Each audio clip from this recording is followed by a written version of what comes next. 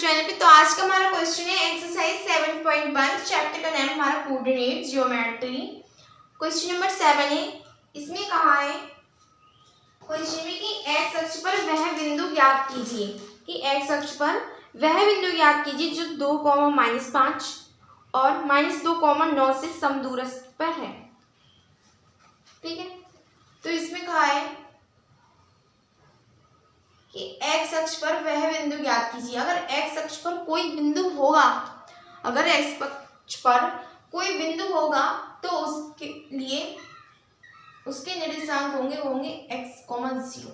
सबसे पहले हम x के निर्देशांक लिखते हैं, फिर हम y वाले निर्देशांक लिखते हैं। सबसे पहले हम x के निर्देशांक लिखते हैं, फिर y वाले। अगर x अक्ष पर कोई बिंदु है तो y पे तो है नहीं वो बिंदु, तो y की तो जो वैल्यू होगी y पे तो जाएगा नहीं, तो y की वैल्यू 0। और x अक्ष पर कोई बिंदु तो क्या पता 1 पॉइंट पे हो, 2 पे हो, 3 पे हो, तो इसलिए इसको हमने एक्सिस अपोजिट मान लिया। अब इसमें कहा है कि x अक्ष पर वह बिंदु ज्ञात कीजिए जो 2, -5 जो 2, -5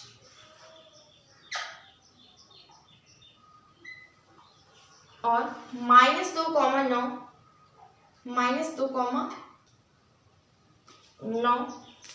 से समदूरस्थ बनाए, जिनकी दूरियां हैं वो समान है।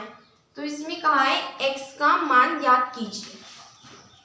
तो अगर हम इनके बीच की दूरी ज्ञात कर लें, समदूरस्थ है यानी कि इनके बीच के आपस की जो दूरियां हैं, यानी कि जो बिंदु a, b और c, इसमें दिया है क्वेश्चन में जो बिंदु a b है वो बराबर है b c के, क्योंकि समदूरस्थ है तो इनकी दूरियां भी समान है। तो a b बराबर b c। तो यहाँ से a b के बीच की दूरी और यहाँ से हम b c के बीच की दूरी का फॉर्मूला लगाएंगे, तब हमें x की वैल्यू ज्ञात हो जाएगी। तो यहाँ से a b बराबर फॉर्मूला दो बिंदुओं के बीच की दूरी का फॉर्मूला होता है x2 - x1 का whole square plus y2 - y1 का होल स्क्वायर। तो यहाँ से x2 जो b है इसको हम x2, y2 माने तो इसको हम x1, y1। बिंदु a और b के बीच की दूरी x2 - x1 यानी कि x - 2 का whole square plus y2 - y1 0 minus plus का 5 का होल स्क्वायर। अब यहाँ से इसको x1, y1 मान लिया और x2, y2 हमारा बिंदु b है। तो यहाँ से x2 - x1 का होल स्क्वायर यानी कि x माइनस प्लस के 2 का whole square plus y2 - y1 0 -9 का होल स्क्वायर।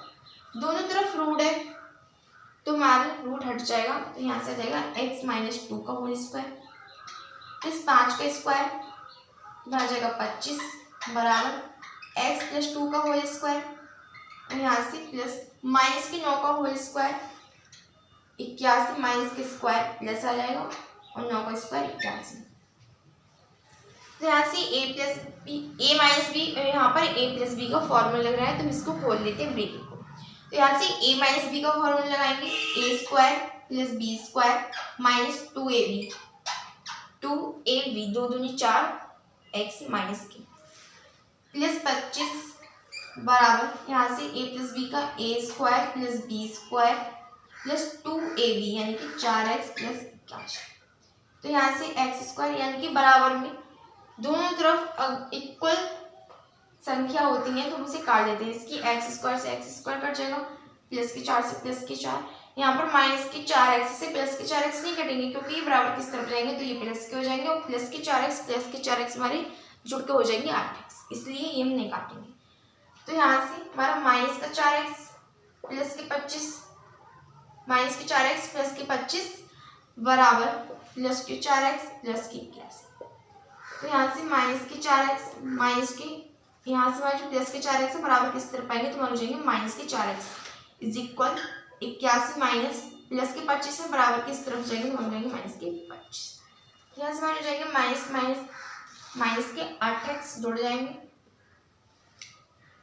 ठीक है, 81 में से 25 जाएंगे यानी कि 11 में से 5 गए तो बचे 6 और 7 में से 2 गए हमारे बचे 5।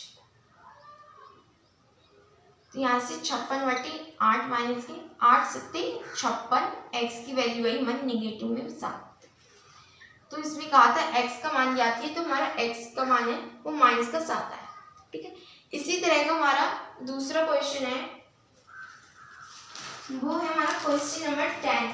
इसमें कहा है कि x और y में ऐसा संबंध ज्ञात कीजिए कि क्वेश्चन नंबर 11 है, वो आप खुद से करेंगे, मैं इसको समझा रही हूँ कि x और y को निर्देशांक है, तो और एक है हमारा 3,6